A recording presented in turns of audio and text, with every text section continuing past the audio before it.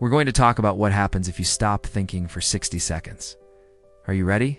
Let's go. So I was listening to a podcast with a friend of mine who's an evolutionary biologist, and he was talking about our brains are always running. They don't turn off. Right. And so when we try to sleep, we actually are not turning our brain off. We're putting our brain in this low power mode. So our brain continues to work while we're sleeping. And then he said something that really shocked me. He said, even when you think you're not thinking, you're still thinking. Now, I had never thought of that before, but when you really break it down, he is correct. When you think you're not thinking, you're literally thinking about not thinking. You're thinking about how you're supposed to be on vacation. Right now, you're supposed to be relaxing. You're supposed to be chilling out. Or if you're at work, you're supposed to be focused.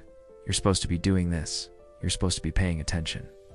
So when we think we're not thinking, we're actually thinking about all the things we're not supposed to be thinking about. This got me thinking, what would happen if you actually stopped thinking for 60 seconds? Because we can control our thoughts. We have the ability to focus on one thing or focus on another thing. So what would happen if you did this? Well, here's what's interesting. Your mind will start to wander. Your mind will start to think of all these different thoughts. In fact, your mind will start to think about past mistakes, future worries, things that you haven't done, things that you have to do, things that you need to remember, things that you need to call people about. All these different thoughts will start to come up because the default setting of the brain is to worry and to think about all the things that we have to do. If you've ever gone on vacation and you're finally able to disconnect from your email, you're finally able to put your phone down. Maybe you even left your laptop at home and you finally get to a place where you can relax. What happens? The first 24 hours, maybe the first 48 hours, you feel guilty because you're not checking your email. You're not checking your phone, you're not working, you're not doing the things that you normally do. And this feels wrong. It feels like you're not being productive. You're not accomplishing something. And there's a lot of pressure that we put on ourselves to be constantly working, constantly moving forward, constantly trying to achieve more, do more, be more, and never take time to just be. And so what happens if you did this? What would happen if you stopped thinking for 60 seconds? Few things? No. One, you would feel weird. Maybe a little bit uncomfortable, because our brains are always working, we're always thinking about something. Some people say they can focus on nothing, but really what they're focusing on is the concept of nothing.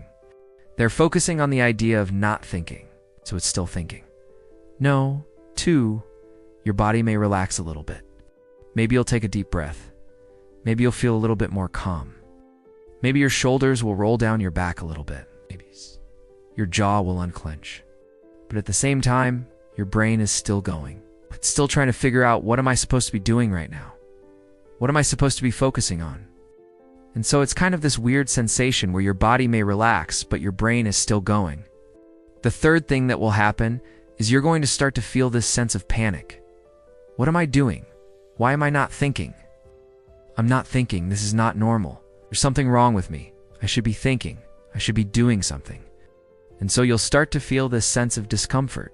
You'll start to feel this sense of anxiety. Fourth thing that will happen is you will start to think about all the things you have to do. You'll start to think about all the projects you have going on. You'll start to think about the things that you have to accomplish. You'll start to think about the deadlines you have. You'll start to think about all the things that you have to pay attention to.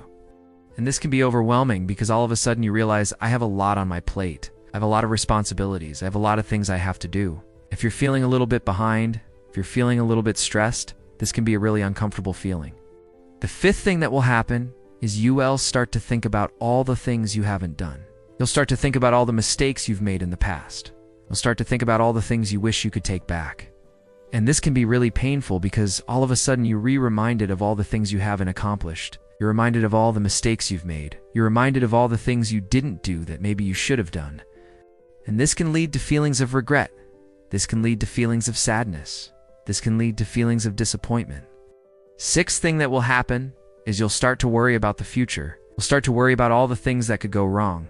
You'll start to worry about all the things that are outside of your control.